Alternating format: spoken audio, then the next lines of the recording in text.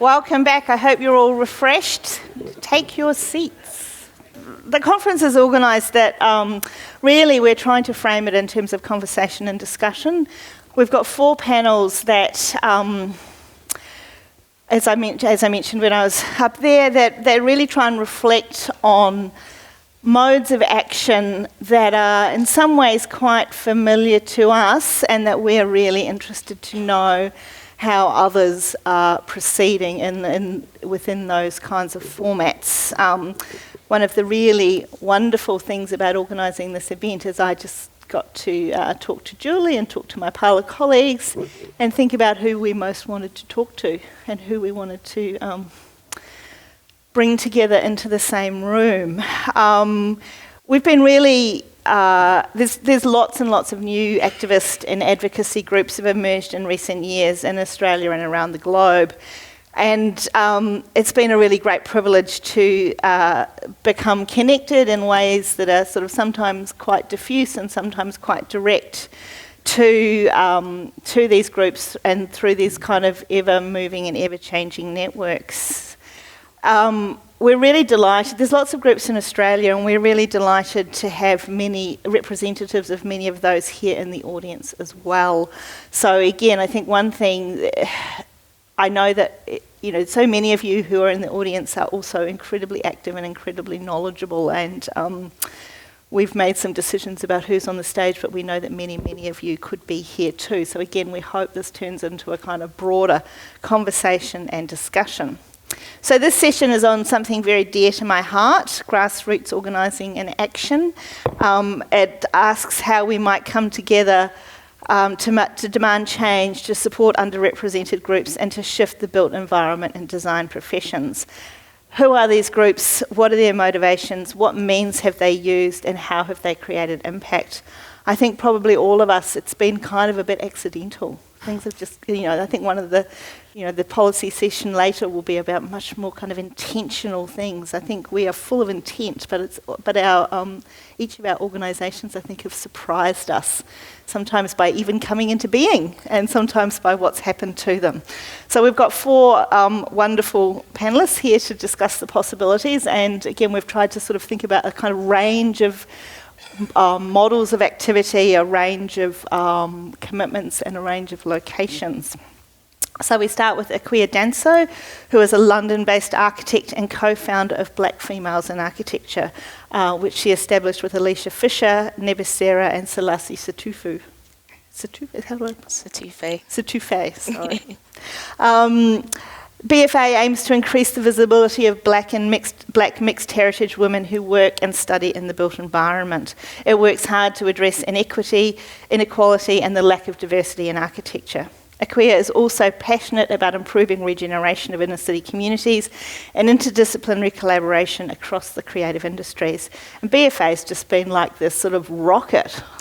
It's extraordinary, so I'm looking forward to hearing a lot more about it. Catherine Griffiths is a very long time collaborator and friend of mine. We started working together, I think, in 1999. Catherine is responsible for the fantastic visual identity of Parlour, the design of this symposium, but she's also an activist herself. She's an Aotearoa New Zealand designer, typographer, artist, writer, feminist and activist, and as I just say when I'm recommending her, the best typographer I've ever worked with. In 2018, she started protesting herself very publicly against the gender inequity in design in New Zealand. She founded the platform Designers Speak Up, set up the Directory of Women Designers, and curated a poster project and the exhibition Hikoi, Present Tense Wahine Toi Aotearoa. Suzie Hunt, founding director of Suzanne Hunt Architects in Perth. Suzie was the 2017 president of the WA chapter of the Australian Institute of Architects. She was the first woman ever elected to this role.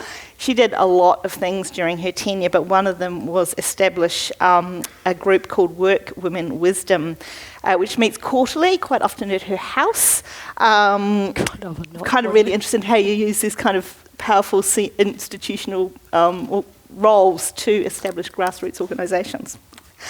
She's the mother of 4, stepmother of 2, and a fully fledged member of the sandwich generation. Not now, they just both died. Oh, God. Well, now they're both died. Okay, anyway. So now I'm just the oldest. Just the oldest. Excellent. Okay, but you understand. Okay, April McCabe is Associate Director of Cred Consulting. She's an urban planner and a policy specialist with experience in government and the private sector.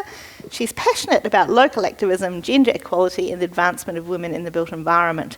She's the founder of Urbanistas Sydney, a women-led collaborative network that amplifies the voice of women from different backgrounds and interest areas to make positive change in the city. So most of this session is going to be conversational, but I'm going to ask first each of our panellists to give a very brief overview of this organisation that they're here representing and what it does.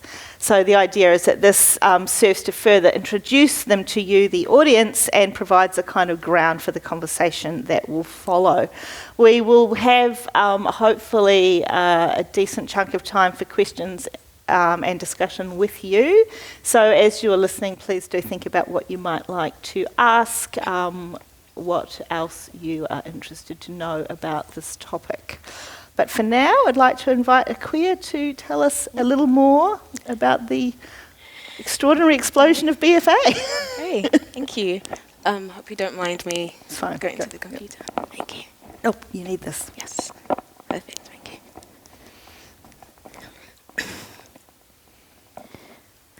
Hi everyone. So yes, I'm Akua Danso and I'm co-founder and marketing manager of Black Females in Architecture.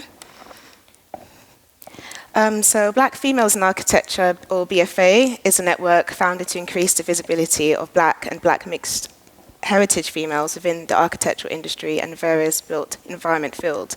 So this also not just architecture, it spans to interior design, urban design, engineering, working on site as well. We believe in the power of networking, skill sharing and learning from our collective experiences.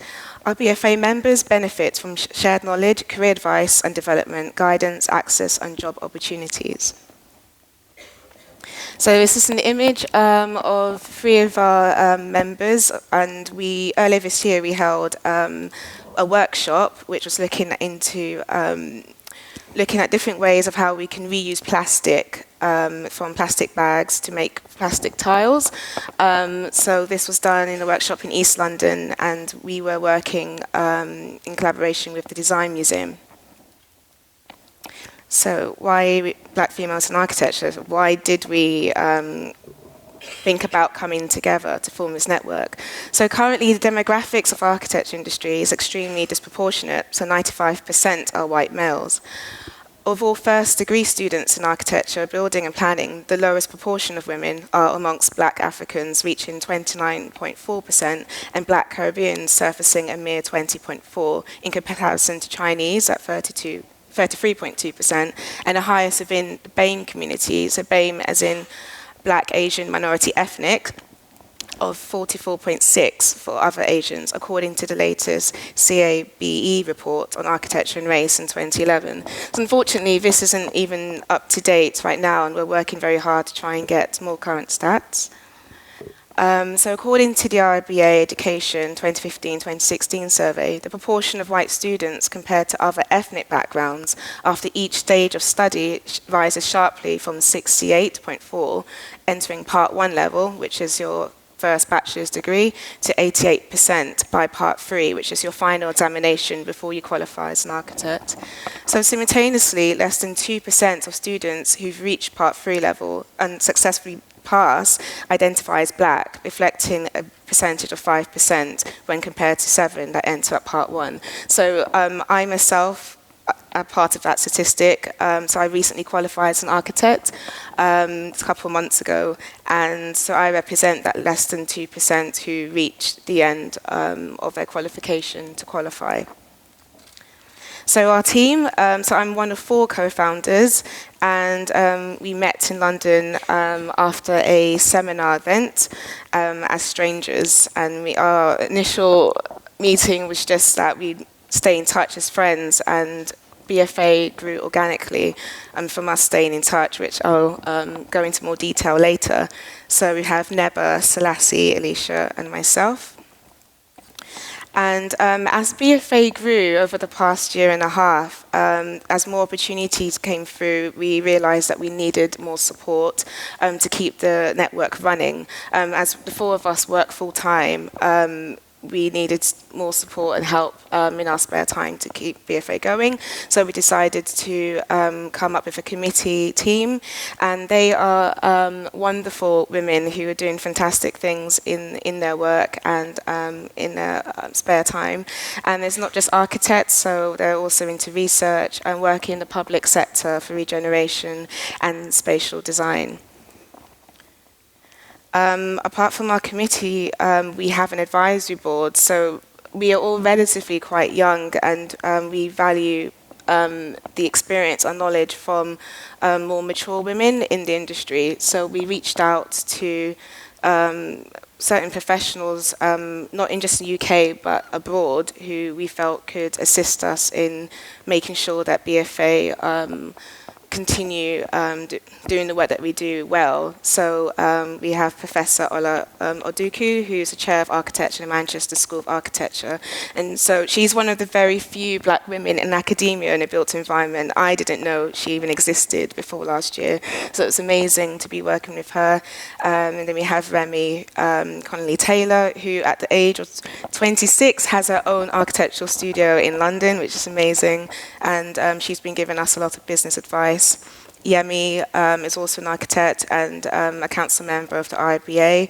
And Danae Cesario, the 333rd black female licensed architect in the US. And she's one of our international advisors, and she recently invited BFA to take part of the NOMA conference that was in New York last month. And we have Leslie Loco, who is an architect and academic, usually based in South Africa, and she's recently moved to the US. So yes, follow us. We're on social media, and yeah, appreciate your questions later. Thank you. Thank you. Catherine. Thank you. I'll do the same. Sorry. Thanks. Which one do I press? Just left. Yeah. Okay.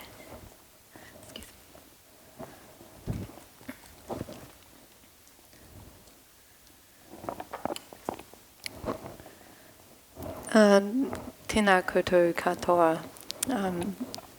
Hello everyone, and thank you for having me here. Justine, Naomi, kia ora. I cannot believe we're here, but sort of 18 months in. But we were asked to explain what we each do, and so here I'm going to talk about Designers Speak Up, not what I do. Designers Speak Up is an open and democratic platform for all designers in Aotearoa, New Zealand, to have a voice and be heard in a common space. And the decision to launch a blog came out of an overwhelming supportive social media response to 3 posters I had made protesting the Designers Institute of New Zealand's failure over 2 decades to address a significant gender imbalance. And this institute is actually run by a woman, and has been for those 20 years. Now we're into our 21st, I think.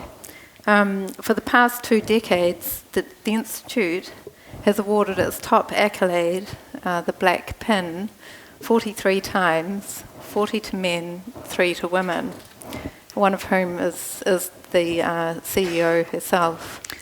And we can see that in this poster, which was the second poster, and as you can see, she features up there on the top, but you may not be able to see that clearly because the colour is purple, and I should say that, well, I talk about this further, but this information comes directly from the Designers Institute Best Awards website.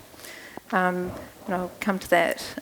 July last year, the Institute announced its jury for the awards, 9 conveners of juries to judge the 9 main categories and various subcategories, 8 men, 1 woman. And of the jurors and conveners combined, so 46 men, 15 women, the jury the jury for the Value of Design Award was made of men only. Over the years, others have encouraged the Designers Institute to address these issues, including myself, only to be pushed back. Each poster used the information from the Institute's Best Design Awards website, including their brand typeface, which happens to be called Untitled Sans, and the spot colour purple. I mean, they're just digging a hole for themselves here. Annotated with details of the typeface used, the posters followed in the vein of my ongoing type wordplay series. And I did a series on Brexit a couple of years ago, but that's another story, and that's also talking about me. The objective of the posters was to encourage meaningful change, not only to gender imbalance throughout the Institute's processes, but to have those processes embrace cultural and other diversities too. And remember, this is 18 months ago, and I've become much more informed about some of these arguments and the space through being part of it, and I'm learning a lot as we go. So we're very new to this game, and design in New Zealand is very late to this party. We publicly, and this was through the media, social media included, recommended that the Institute engage an independent and professional audit to review the structures and processes, which to our knowledge hasn't happened for obvious reasons. So to kickstart a kōrero, or a conversation available to everyone, several of us with the appetite, and I especially do want to mention my stepdaughter, Alice Conyu, who is based in Berlin, photographer and designer, Katie Kerr, friend of hers, based in Auckland, Elizabeth Heta, who we saw earlier in one of the slides of Parla, who has been an amazing support for us, and among others. And also a man behind the scenes, Bruce Conyu, who, full disclosure, is my husband, because it's the nearest and dearest that actually probably do support us in our quest. But we set up Designers Speak Up as a platform to involve the entire design community to help the Institute address, and the wider industry actually, to be continually aware of historic and real-time issues and concerns. And we welcome constructive opinion, critical dialogue, and debate. And we welcome it in English and in Te Reo Māori, our Indigenous language.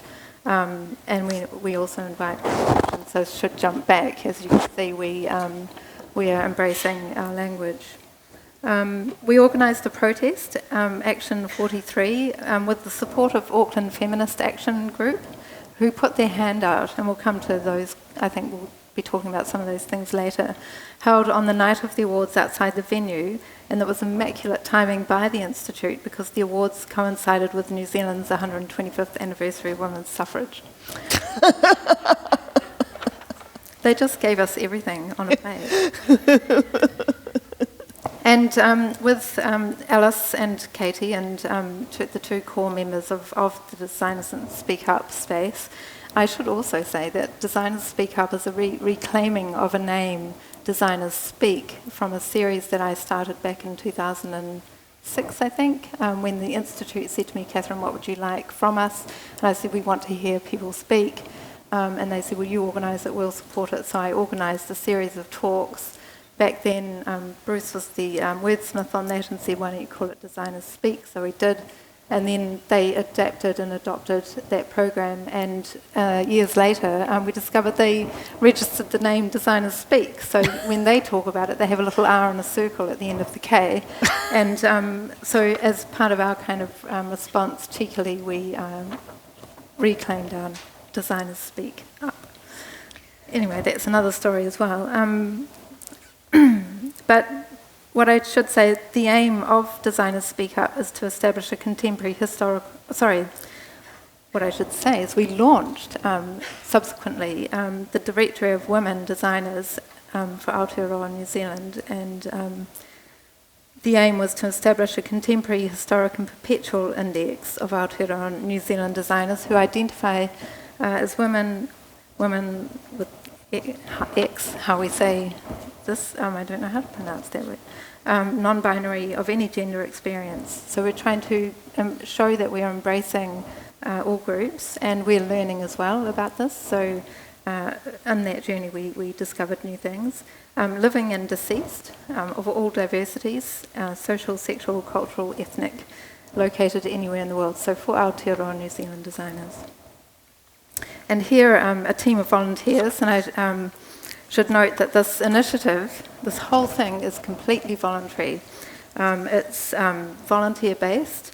It came out of my studio, out of my posters, so we have nothing other than the generosity of people who have put their hand out and allowed us to do some things, including WordPress, who, when we said we couldn't afford their rate to run a professional account so that we could use a typeface that had macrons to acknowledge our Indigenous language, we had to pay $400 instead of $65. So I explained that what we were doing and that this seemed unreasonable, and that the type designer of the font with the macron had given it to us for free, and that could WordPress help us, and they gave us the annual subscription for $65 so that we can continue. So we're very reliant on people's generosity at this point. We are printing the original protest posters, plus others made by designers who responded, including men and women. Bryn Fenimore, who's here in Melbourne, Alice Sutherland, who's now in Sydney, so they're widespread. And the thing is, posters are our currency.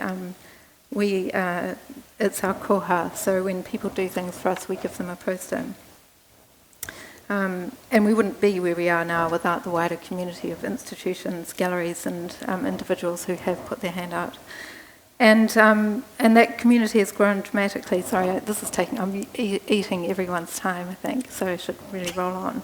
This is very quickly the call poster that we put out to invite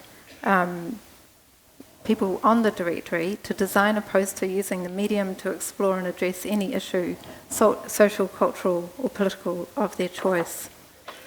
And we welcome, sorry, I've got the wrong page there. So this is the result. Over 6 months, we accumulated posters and texts, pieces of writing. We've been on a hikoi, a march around Aotearoa from small to large cities, presenting the work in different forms, from printed to projected to having on the street big poster paste up. Workshops, discussions, a lot has happened. And we should jump through because we're running along here. But what I do want to say is that the current count is 116 artists and designers over the 6 months of accumulation, including their texts that they wrote to accompany their work. And some made more than one poster that they got into it. On top, we have 6 writers who contributed to each iteration on the hikoi, 6 curatorial texts. All these posters, writings, and so on are collected into the online space. And you know, as for what next, well, we're still trying to catch up with what now. So, yeah, thank you.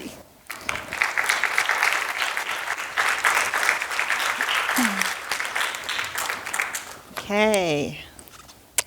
Suzie, who's left her notes at home. Oh, I haven't got a slide. Yes, I know. I left them in the hotel, or maybe in the restaurant, if anyone's at the Ibis and my iPad. Look, I thought, and it's going to be a bit ad-libbed, I thought I might just frame what I'm going to say with, I was the first female president since 1896, but in West Australia, and we are a little bit behind. I think one of the things, there were two things that really drove me to make change, and one was whenever in the Institute's office in Western Australia, it's a beautiful listed mid-century art gallery. There's a fantastic room that we meet for CPDs and meetings, and it's a beautiful, the old gallery space. On one wall, these amazing portraits, photographic portraits, black and white photographic portraits of every president. They're about 25 by 30 centimetres, and they're all of men. They're men looking down at you, and it sometimes reminds me of, in a fairy tale, the contemptuous old great-grandfather just watching you all. And I noticed, over time, I realised that every time I went into that room, I kept my back to the wall of those photos. And I said this to someone once, and they said, yeah, so do I. And I realised that there wasn't a woman or a man who was not an architect that walked into this beautiful gallery space, looked at that wall and went, what is that? So that was one thing. The second thing was I was reading Dr. Kirsten Ferguson's book and Catherine Fox's book In Womankind. I was at a panel talk and Catherine Fox was speaking, and she said that instead of sticking to her strategy of ignoring gender issues when she was a younger person, as I did, she was drawn as she got older to speaking up. And someone spoke in the earlier session about being angry, and I'm 55 and I'm angry. I have 3 sons and a daughter, and I want them to have I want them to both be able to look after their children and to have whatever they want and have a work-life balance. So I ran for president. It just seemed to be a perfect time. I had 2 years. I was chapter council. I was asked to go on chapter council. I went on it, not expecting very much, and then soon after, the president's role came up after my 2-year term of councillor, and it was just perfect. My younger son my older kids had finished school. My younger son wasn't starting year 12 till 2019. He's just finished, yay. So I had 2 years where I didn't have someone in some sort of senior position at school or needing me desperately, and the practice was going really well, so I ran. Interestingly enough, the past president, the previous president, ran again. Anyway, it took me a lot of... I actually struggled to put my nomination in and literally did it, and I'm not joking, 30 minutes before the deadline, and we have like 2 months to put your nomination in. And that was really from a lot of encouragement from younger women saying, please, could someone do it? Can you run? When I was as president, I got a lot of backlash. Men literally coming up to me and saying, I'm sick and tired of this whole we need women this, women that, for God's sake, if you were good enough, you would have been presidents before, or we actually want the best person for the job. I'm like, yeah, and that could be a woman. Yeah, but look, you've got family. How can you even do that? I mean, why do you women all want everything? Why do you want it all?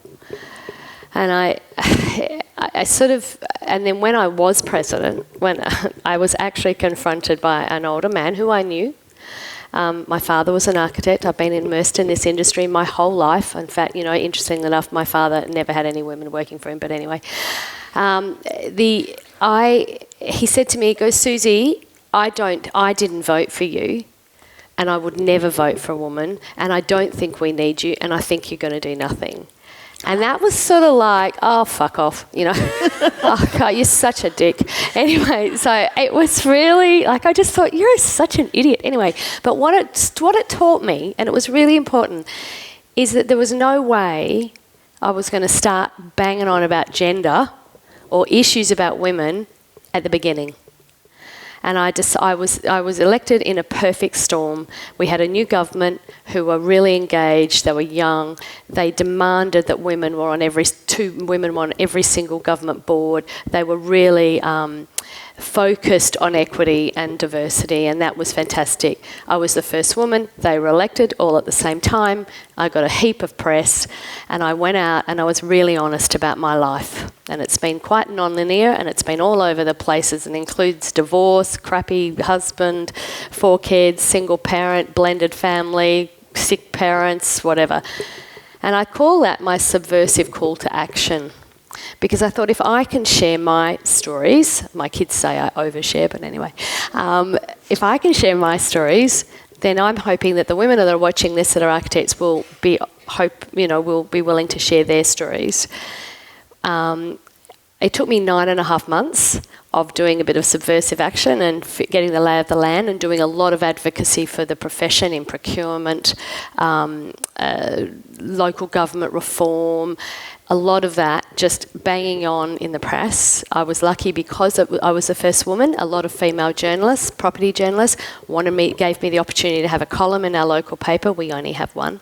And a community newspaper that gets more coverage. So I was really lucky. So 9.5 months, I thought, this is time.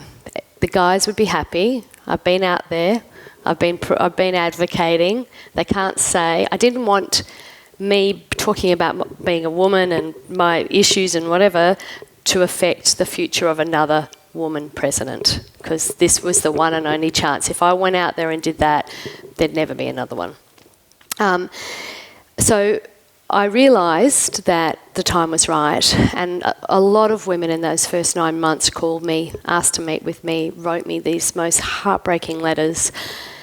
I was so disappointed and angry. I was really disappointed and angry. I realised that for the last 20 years, I had actually been working in my own practice. I'd been in a position. 80% of my staff are women. Everyone's flexible. There's only, out of 8 of us, there's only 2 of us that work full time. I was living this great life. My staff were good. Everything was good. And I was so disappointed that the shit that I had to put up with when I was a young architect actually was still happening, and I was shocked and angry. So I decided to set up this group, Work Women Wisdom, and essentially it's a collaborative network of women. I wasn't really sure how it was going to work. I did it under the banner of the Art Institute. The first event, I said to the Institute, I don't want to hold it here. Women don't want to come here. They don't want to see those men on the wall. They want to come somewhere where they feel comfortable. I realised that at the time in the Institute nationally we were talking about membership, and there's very few women members, particularly in WA, because the membership rates were too high. I wanted it to be non-members and members. So the best thing I could do was to have it in my house. I did it on a Thursday night. I started the events after the witching hour. So instead of the 5 till 7 when no one can come, or the early mornings when you're trying to get kids to school, we started them at 7 o'clock. I moved my furniture around, kicked my partner, and my daughter was living in Canberra, but my son's out of the house. They were actually pissed off. They were saying, it's such double standards, Mum. You are so against men's clubs. I mean, what is this about, I told them that there's a club called the World Club. It's a very old boys network. I said, if any of you ever join that club, I will disown you. And here I was having a women's group in my house.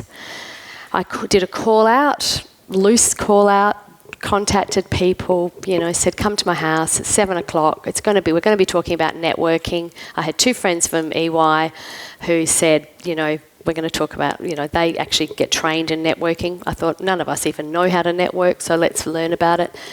We had 175 people register, 175 women architects register, and we had 150 turn up. And I did a speech. It still makes me quite emotional, actually. It was just overwhelming. It really was. And one of the women said to me, "Oh my God, who knew? Who knew there were so many of us? Who knew there were so many of us?" People were going, "Oh my God." The age range was 21 to 71. We went to the university. We had 6 students come in, and they all had to have RSAs, and they helped serve drinks. We set up a format that was simple. The first half an hour was take a breath, sit down, have a glass of wine. You've got your kids sorted, and then we moved on to the talk. And then the last half an hour, 45 minutes is essentially networking and sharing. Essentially, the group is an informative, supportive, collaborative group and positive forum. There are only 2 rules. The rules are essentially, I hate to use this analogy because it's a boys' one, but what goes on tour stays on tour. Keep it confidential so everyone feels confident to speak. and be positive, because we're going to try and make change. And we've had a few events. We haven't done, this year has been my mum did die this year, and so we've been a pretty tough year. We've done one event, but we've got a LinkedIn forum, so please follow us. And is it up there? Oh yeah. It's a hashtag, it's a private forum, people sharing ideas. So that's where we are. Thank you. Lovely, thank you. April. Hi, I'm April, and I'm the founder of Organised Sydney. It's nice also to hear Suzie say that it's been a tough year and you've only done one event, because I was coming here feeling very guilty that we've done two. And so, talking about grassroots activism, and we're like, yeah, there's two. Yeah, good. But I suppose the elevator pitch for us is... we're a global collective, and our aim is to amplify the voice of women in our cities and communities doing great things. We want to be able to provide a space that they can share those stories and experiences, and I think the big lesson I've learned from Urbanistas is the power of storytelling, and I've heard that already this morning, that women, I think we're natural sort of we're more open to sharing experiences with each other, but I think importantly what Urbanistas does is provide that safe space and that platform for those stories to be shared. It started, I suppose, a little bit selfishly. I moved back to Sydney from being in London and Canberra, and needed to re-establish my networks. And I'm a planner, so just to disclose that I am a planner. You're our diversity. Sorry, yeah. I'm a minority on a number of fronts. But I was going to Planning Institute of Australia events in Sydney, and seriously, it was so incredibly boring. They were talking about legislation. They were talking about, unfortunately, our profession, the planning profession, has become a little ticker box. I will say that. And that's what the events were like. They were also just grey. It was a sea of grey. Grey suits, grey hair, and it was all male. Grey shoes. Like everything grey. It was the boring version of 50 Shades of Grey, I have to say. And so through my networks, I knew that there was all these really great women, whether it's planners, architects, designers, academics doing some really great things, but they weren't getting a gig at these events. And so, I love cities.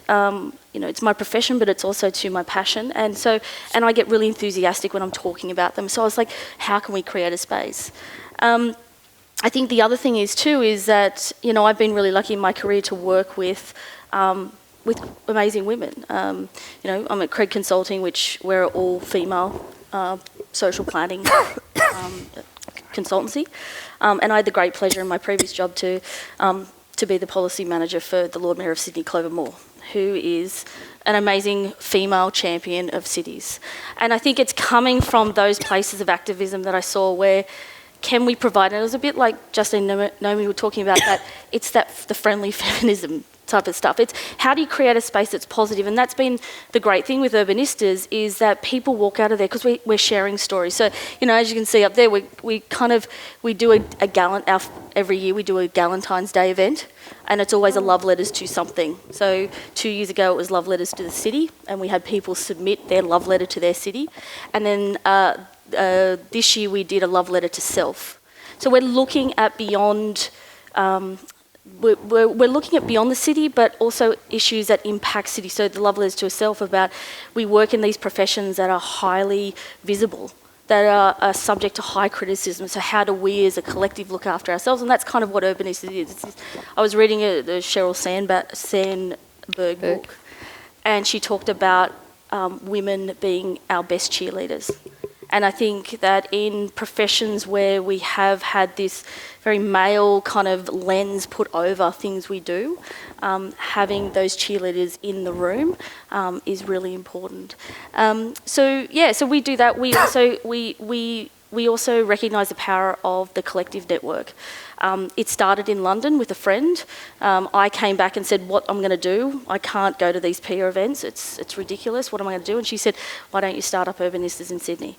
So at the moment there is chapters across the UK, starting in London. There's one in the northwest, one in Manchester, There was one in Brighton but I think that's a bit flailing. We also just recently, there's one that started up in Rotterdam. There's now one in New York, and last month Brisbane started up. So we've now got 2 in Australia, which is really exciting. So it has that benefit of sharing collective knowledge from across the world, and again, but we like to amplify the voice of women locally as well. So collaborating with like-minded organisations in Sydney. So we like to do that. That's how I met Justine through Parlour. Is, we like to connect with other disciplines, because for me, I think cities are more than just the built environment professionals. They're the creatives, they're the academics, they're the social workers, they're the environmentalists. We all collectively make cities what they are, and I wanted to get that variety. And what I've found is the idea that London have these pitch events don't work in Sydney. But what does work is storytelling, and we have a platform called Sharing Stories. And the last one we had was, my favourite, was called The Butcher, the Baker and the Candlestick Maker. And it was women sharing their stories about how they've disrupted those industries and what impacts they have, what they're giving back to their community. So we're trying to expand people's minds about the impact that they can have on cities. Okay, lovely, thank you. So I've got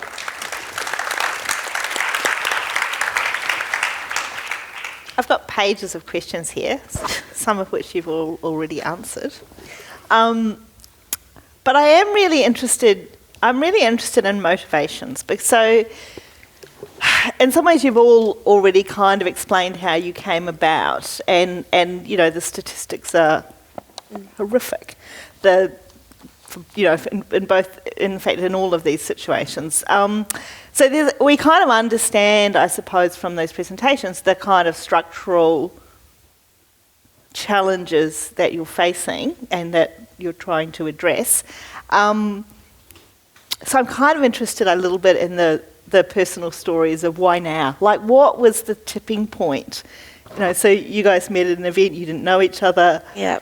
Something came out of it. But you could have easily just stayed in touch or not stayed in touch. So I suppose that, what was you've talked a little bit, but what was the thing that tipped you over the edge from sitting around going, something needs to be done, to being out there doing it, being all over the world media, marching in the streets, maybe you won't want to each just tell us a little bit about. Should I go first? Clear? Yeah.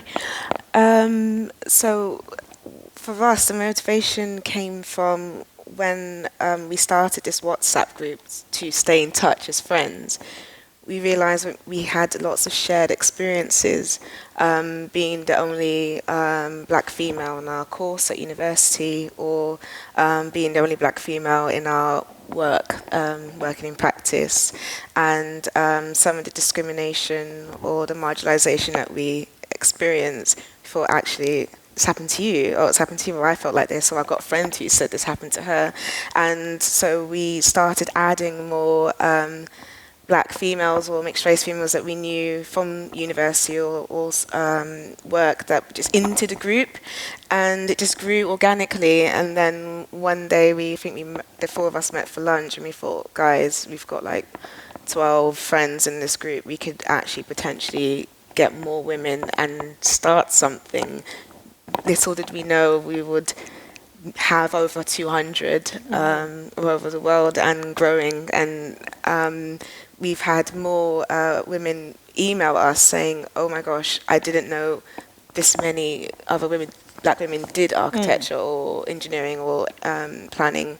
Didn't know you guys were all out there. Even me, even seeing those 3 girls at the event, that never happened. I always was the only one when I go to networking events. So, yeah. And so, okay, I'm going to... One thing, certainly our experience too, is that it kind of grew crazily. Like, you just sort of suddenly find yourself on this huge ride, and you've just got to hold on and try and make it work. It looks like what you're doing looks extraordinarily professional. Like, it looks like you've got all this stuff. It's like, So, and it's happened very quickly, and I wonder if you... so where did you... is it all just by the seat of your pants? Did you have some advice about how to proceed? Or It's been hard. We've made mistakes. We've had to learn from them. What we think we do well is utilise each other's skills to the best we can. Who's good at graphics? Who's good at marketing? Has a bit of financial knowledge? And we just reach out and ask other women, what are you good at, or what are you comfortable with leading? And I think that's helped us. I think you say we're professional, and I think probably what we realise is that we're representing, our demographic, and we want to present ourselves well in a world where we are always at the bottom of the ladder for everything. And so we want people to take us seriously, and this is why our image and how we conduct ourselves is important. Yeah, absolutely. No. Catherine, where was... I know. What got you? I know what got you marching in the streets. Sure. I know, and I remember you were so furious. Well, yeah. But again, what's the tipping point that it becomes an organisation? Well, I think, for me, it obviously it's been brewing for a long time. I've been observing this difference, and I've benefited from, I've won awards and I've done well. But I'm 53 now. I was 52 when this happened. But I realised that I wasn't getting my work from those spaces. I didn't rely on that world. I had great relationships with people I do work with, including Paula, and architecture and women in New Zealand. And I was on another planet in my space of work. So I knew that I could probably just do it. It was time. It needed someone of my... I was making these protest or wordplay posters around other issues. If I feel strongly about something, I make a poster. I've got loads of posters. A lot of them not published, unseen. But it was at that point that this came, and I just thought, actually, I'm not going to listen to my friend who says to me, Catherine, if you don't enter the awards, you're going to be lost, forgotten, you won't be on the radar, and everyone will forget you. And I thought, well, I don't need the awards, I don't need that space. I'm concerned now about the future of design for Aotearoa, and not only design, women, I'm concerned for the marginalised spaces. So it's a very exclusive environment. The gatekeepers are very exclusive. It's expensive to belong to the Institute. That's the portal that anyone looking at New Zealand design will look through to see what's going on. And what are they faced with? A particular space, a very exclusive, narrow space. And it's not acknowledging the people who are the educators, the ones that are growing the young ones. It's not acknowledging the ones that are dying and are dead. We've got women dying, or people dying who have made huge impact. The criteria for awards we don't fit. Many of us don't fit into their criteria. So suddenly that space is not allowing a whole other voice and all of the people who are doing amazing work to be seen or recognised. And so at that point I thought, fuck it. I can live with that. I'm prepared to put myself out there. And with a bit of a prod from Bruce, who said, get those posters out there on social media. I was like, oh, do I do this or not?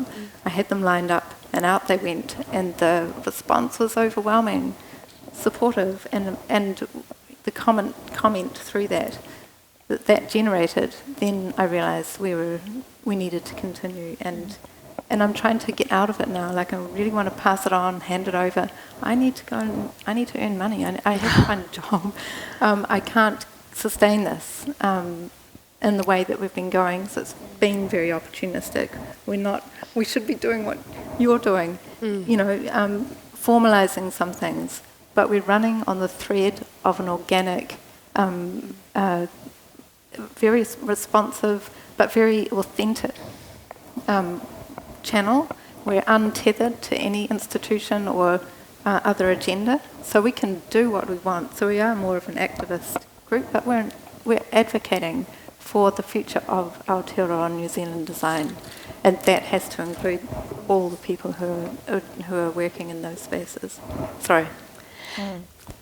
Well, So Same. Yeah. So you've talked, Same. so Suzie, you've talked a little about this already. I mean, and I wonder, Yeah. I wonder if we might pick up off Catherine's point about being tethered or untethered. It takes so much from what you said because, I'm a little bit older than you and I started the group when I was 53. And I think there comes this amazing freedom as you get older. I mean, my practice is good. I've won lots of awards. One of the things which you talked about awards, when I was president, I realised that all the juries were mainly men. And occasionally they would have one woman. I demanded that there was a woman on every panel, and half the panels there were 2 women, and occasionally there was 3. As soon as I put 3 women on the panels, even though for years there'd always been 3 men, everyone were up in arms. You can't have 3 women. What do you mean you're having 3 women? I say, well, how many times have we been 3 men? It's ridiculous. So I think there comes a freedom and a duty and an obligation as you get older to say this is just not good enough anymore. And there are women in architecture in their 70s, and I've put one of their names up for an award, and the men who are on the Honours Committee, I'm now a chair of the Honours Committee, said there's no way. She was a pain in the arse. I said, are you joking? It was Louise St John Kennedy. She's not a member anymore, but she was a significant like a beacon in our industry and was recognised around Australia, and she's not received any awards, and that's because she's still not a member. I don't care if she's not a bloody member, she was important. Why might she not be a member? Well, yeah, exactly. So I think it's about actually the time is right. You're comfortable in where you are and in where you are professionally, and I think these things start to come out of it. And also you realise that as a leader, I care about the people that are coming up from now, and I think also being able to offer opportunities for women. We know that our demographic is really everyone, but the area of concern is really probably 38 to 45, 50, but we've done a networking event on financial literacy for women, and that started because I was 55 and realised that the fastest growing cohort of homeless people in Australia is women over 55, and so that was one. Another one was about Time's Up, and so that's probably something to talk about that later. You can talk about it now. No. Do you want me to talk about it now? Yeah. Well, actually, no, I wonder, Yeah. You said partly that you were going along to these events and everything was grey. As I get greyer, I think that's not a bad thing, but Catherine rocks grey. Yeah, male grey. But so has there been a kind of response from those more institutional contexts to Urbanistas? Have they noticed? Not really. No, not really. I'm making them because I'm actually just about to launch the Women in Planning committee or chapter in New South Wales planning. So I figure it's a bit like why I started Urbanistas. Like if you can't find what you need, you just figure it out and you set it up yourself. And that's kind of, it's, so no, they haven't. But I think that's because, we're the loose collective, and we encompass every part of that definition of a loose. And certainly a lot of our conversation does happen within the online space, so that's how we've kind of really grown our network. But I think what for me is good is that it's this sort of subversive kind of infiltration that's happening, which I kind of like. What I'm sort of seeing is that the women that have been contacting me about women in planning, they keep saying, oh yeah, we thought you'd be behind this. And they're urbanistas, they've been involved, they've been to an event. So I think that for me has been a really nice thing. And I think that at the moment, I had big grand plans for this. And I think I'm an activist at heart. It helps when you work for a politician that you really kind of, the activism, that local activism, particularly an independent politician. And so that was really great. But I think I realised actually where we need to start it from was just provide the space. That actually the advocacy comes in a softer way. It comes through the fact that I can sit in a room and I can go, oh, I know you, I've met you before and I know you're part of your story. So I feel comfortable, so then I might get up and speak. And for me, it came from, rather from fury, it came from frustration. Because I knew all these really amazing women across all disciplines, doing great things in the city. But it was the same old voices. And whether it was opinion pieces about design and you know, I really like Elizabeth Farrelly, but that's all you heard, you know, in the SMH.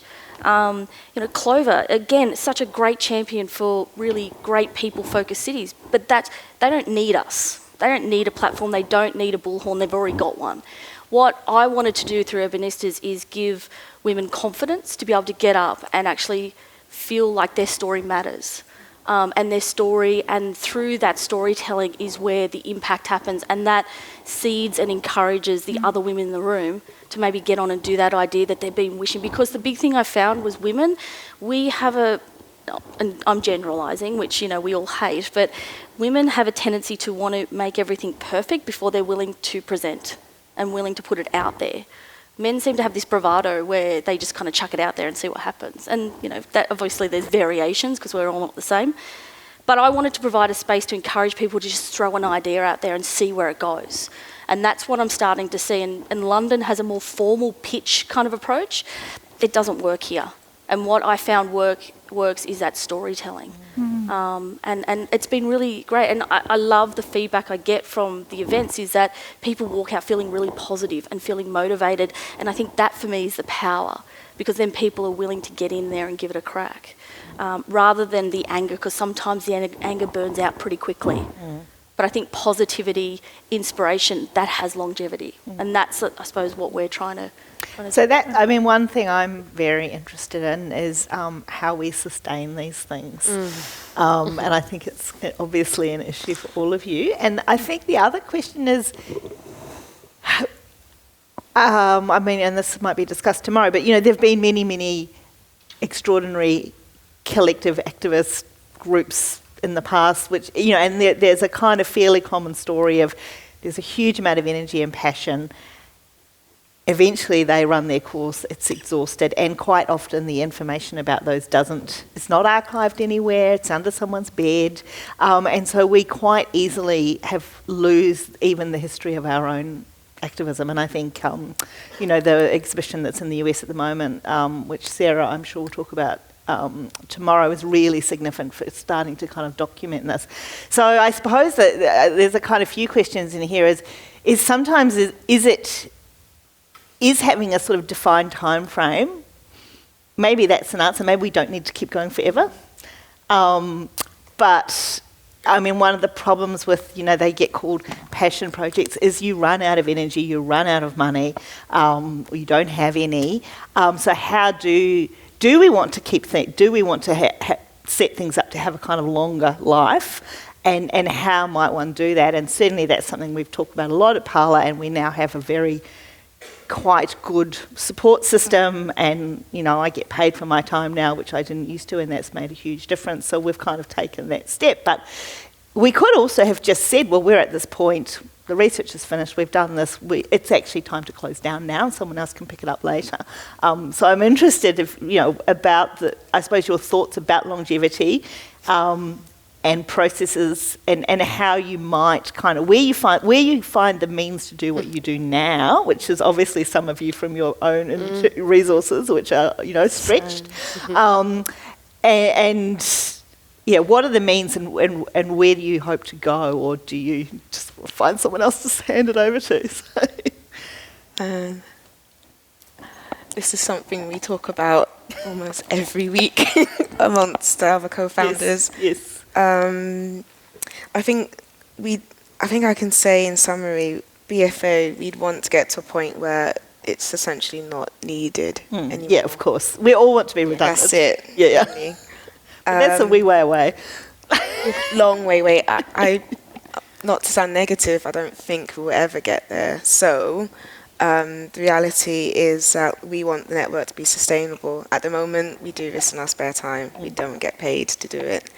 How do we keep it going as it gets bigger, as more opportunities come in? And I feel like now we've got a responsibility. Everyone's kind of watching what we're doing, and especially our younger members look up to us now as role models. We need to keep this going. So with the committee team, this is why they're so important, is that it's all done out of everyone's time or what capacity they can give, and we would want to get to a point where we could remain the co-founders but still kind of pass the torch to someone else, and let them take on what we're doing into the future. We know we won't be able to do this forever, but we hope that we can inspire or entrust BFA to our younger members in time. Yeah. And Catherine, you are trying to hand over. Oh, look, it's, I mean, this being here has kind of notched it up again. I realised that we started 18 months ago with a poster and we're here is extraordinary, in my mind anyway, especially for our design community, which is not an activist-based community in our country. As I said, and I can't sustain it in the way that it is yet. And we actually handed the Instagram over the other week to an extraordinary result of a woman who had set up video and interviewed women, young ones mostly, 7 of them, and they each spoke about why Designers Speak Up was important for them and what it meant.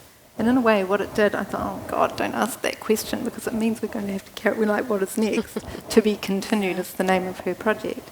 But it was like, actually, it's needed. I can see it's needed. And if we can start sharing the work, if we can find a way to do that, and I think I need resource to be able to do that because it's been, as I said, completely out of the pocket and reliant on being given things.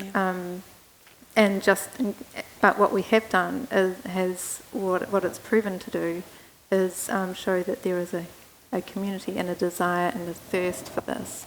And that the other part that I do want to say, or 2 things I want to add, is the tone in which we did this, which was open, non-judgmental, serious, intelligent, articulate, inclusive, non-competitive, in the sense that we wanted people to feel that they weren't being talked down to or patronised.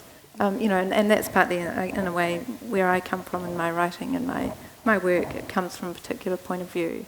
And using that tone of voice, which is, it comes from here, it's brought people in. And I think if we can maintain that, but have the young ones, because the young ones are coming on board now in a really fantastic way. They're writing for us. They're taking part in those workshops.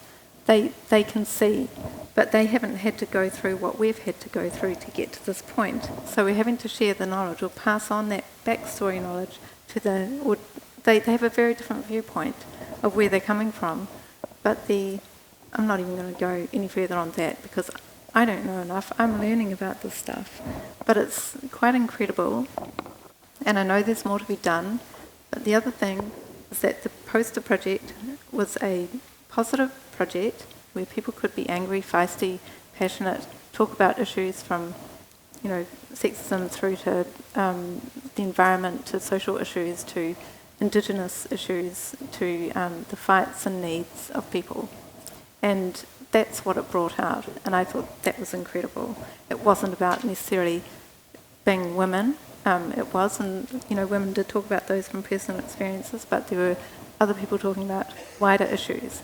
And it felt like there's room for us to navigate and find other pathways around the systems that exist, and that how do we do that?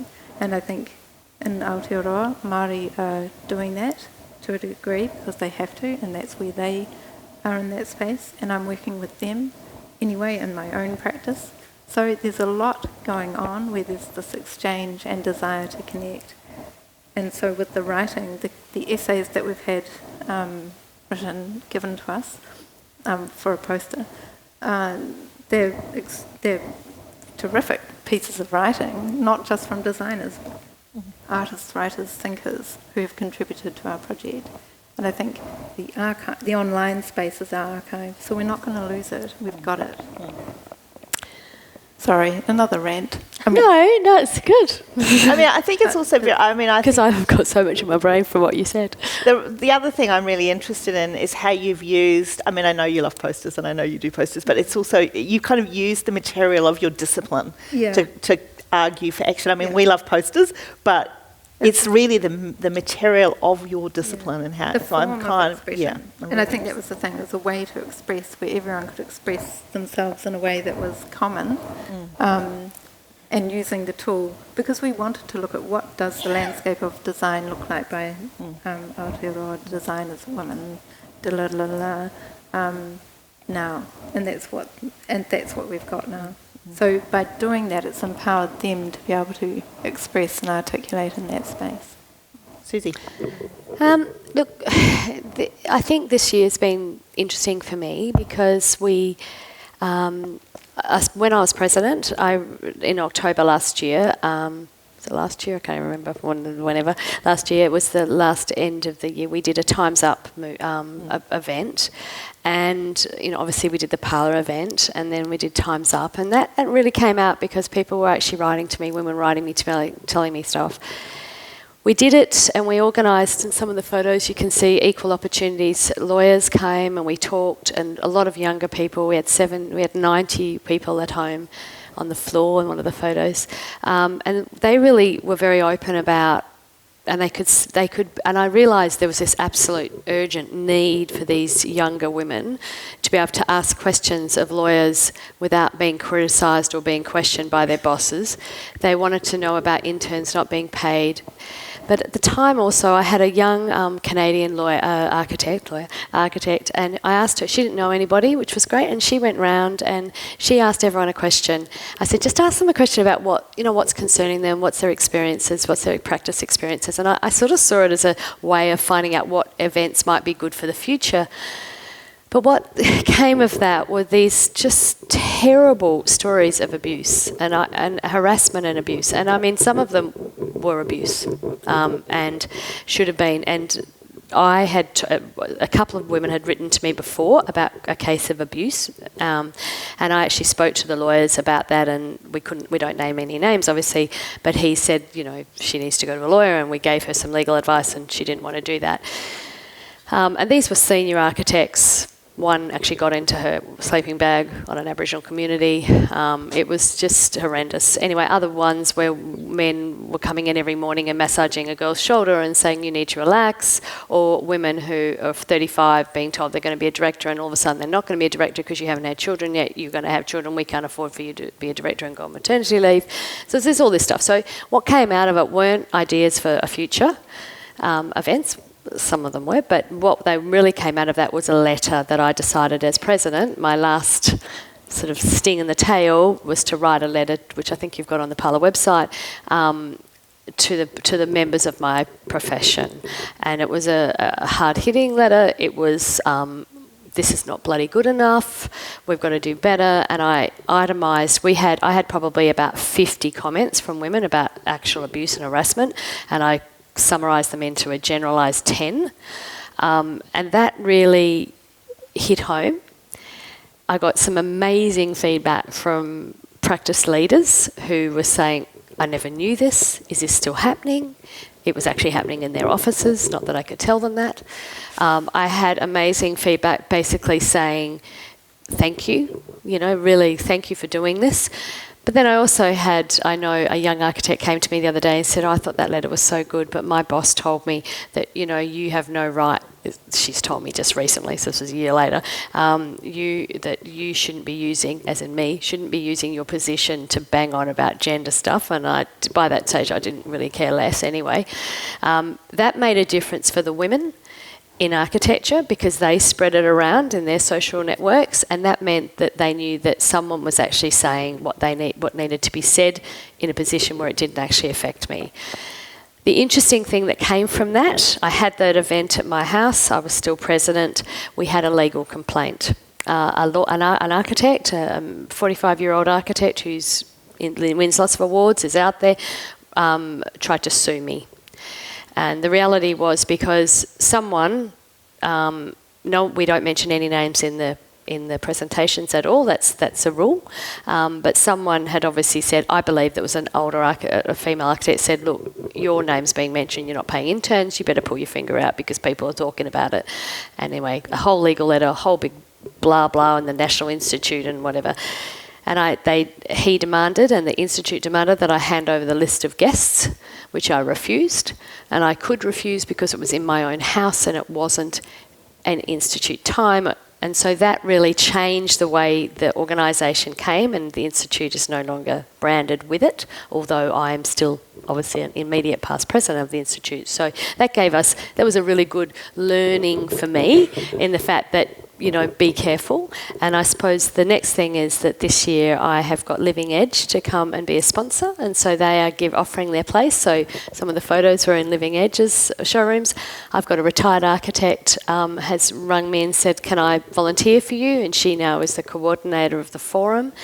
We now, because I was actually paying for it myself, people donate money and we actually pick up, we make sanitary care packages from the donations that people give at the door to, and give them to women on the street through RUA. And so we are starting to do it. I'm really intrigued by what's happening here because I think that to be able to actually have a website and then grow it, and, you know, and start to think, and just from here in these conversations, start to think about how I can get younger people in a committee to take over would be great. That's the future. Okay, I just want to keep talking, but I'm also very aware that we need to stick to our time. Look at Julie's looking at me. I've got 4 minutes. We're meant to have 15 minutes for conversation. We've got 4 minutes left. April, do you want to say anything? Shall we open to the floor? 2 seconds. All I can say is the website, just a facade. Of organisation, just saying that. But no, throw it Lots of labour though. Yeah, oh God, yeah. Maybe I'll get Catherine to get you to see. I'll find a young one. Okay, so I have to say these conversations I hope are a beginning, not an end, and I know we are running short of time. We have fabulous people here. We have an opportunity for a couple of questions from the audience, but hopefully over the days that follow, we can also have some more conversations among ourselves. And that was the 5-minute bell. Who's got a burning question? Yes. Hello, really enjoying the conversation. I think that my question is that, and you've alluded to with the concept of being suddenly sued or, you know, being threatened to be sued. And I see that all of you have got quite a good penetration into the market around social engagement and social media, particularly because of the volunteer aspect of the activity that you're undertaking. The whole business about moderating and being trolled and all that sort of stuff, is this something you've experienced, or is it something that you know, you can attend to on a kind of a day-to-day basis? Me? Well, whoever would like to answer. Well, our forum is private, and so you have to apply, and we're basically not scanning, but it's, you know, it's a bit more protected. So the women, we don't allow. I mean, I'm only showing photos here. But we don't show. We have a professional photographer who's a volunteer. We also have a journalist who's a professional volunteer, and we don't show photos ever in public, so people don't actually know who comes. So you are in, you know. Yeah. Yeah, oh, sure. Well, I mean, you know, it's like you wouldn't know which event it was. That's the thing in these. I don't put the events, so we are quite careful, and we do. It's more word of mouth, and also we have the list of contacts. So we actually go through the list of contacts and invite people to invite people. So. Anyone else? I think that's been how we've sort of really grown our network is through social media, but we've been very careful of that, and I think we haven't been trolled, which has been really nice. But I actually use Facebook in a couple of ways. So there's actually a private group and a public group. The private group is an invite only, and what I'm trying to do is create a virtual space that we're creating physically. So it's where anyone who's a member of that group can add their comment and you know, about an event or something, where the public one is more about that us and brand management, I suppose.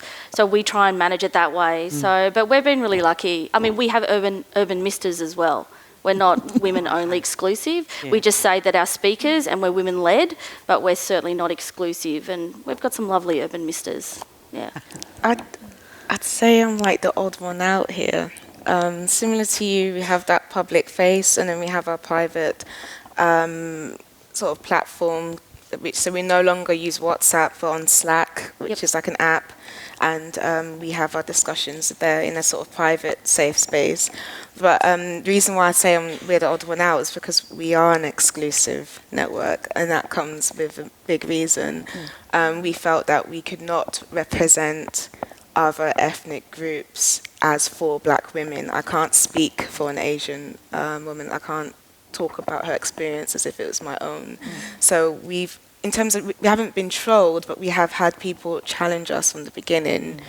Why are you just for black females? I'm Asian, can't I join? Or why can't you just be for all women? Because but the thing is, we've had to do a lot of research. There are existing networks in the UK that are for all women, or there are existing networks for all ethnic minorities as well. So we wanted to be different, and we had to stick our guns. It was a difficult ride in the beginning, having people talk to us about this, but no regrets, I think. Have you? Oh, well, just very quickly, because we are a platform that is available for people to contribute and make their own space, so we're not kind of telling, and we're facilitating, really, I think. It's sort of more of a community space, or a poet's corner kind of space. So our position is slightly different, and so we're not representing groups, we are opening it, we're inviting people, or not even inviting, it's open. Bring your, it's there.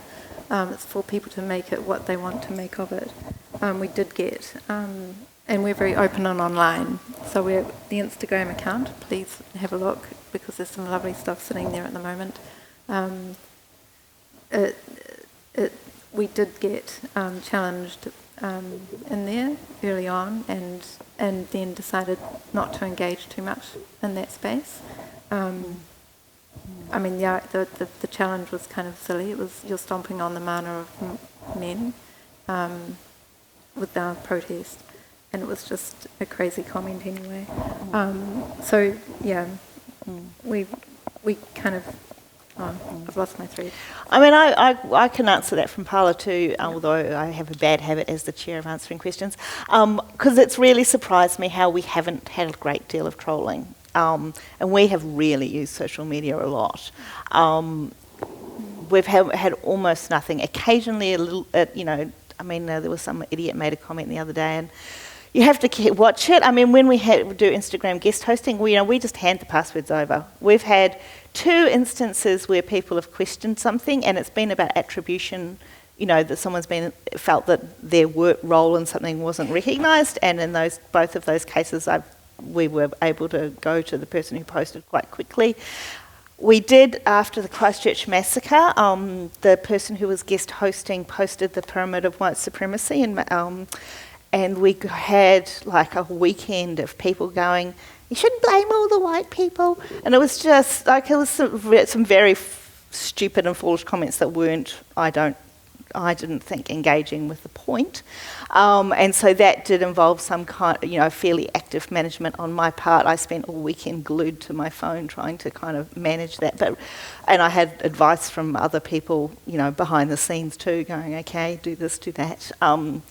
But that's one instance. And we had, recently we had a teeny little bit, but I've been very surprised. And as we were talking about, before, But Justine, do you think that's because it's so much more in the media now that people don't actually want... I realise that there's a whole lot of stuff about trolling of me behind the scenes, just from hearing. So I know it's happening. They're just not going to say it to my face, and they're not going to say it to anyone in some forums. I mean, they're all in their caves going, what the hell does she think she is? Who does she think she is, Actually, the most negative comment we've had came from someone in WA. We've got to wrap up. Why isn't that surprising? And with that... sorry, I've let us run over. Now, the next we're staying here. We're moving. We'd like to thank our panellists. Thanks.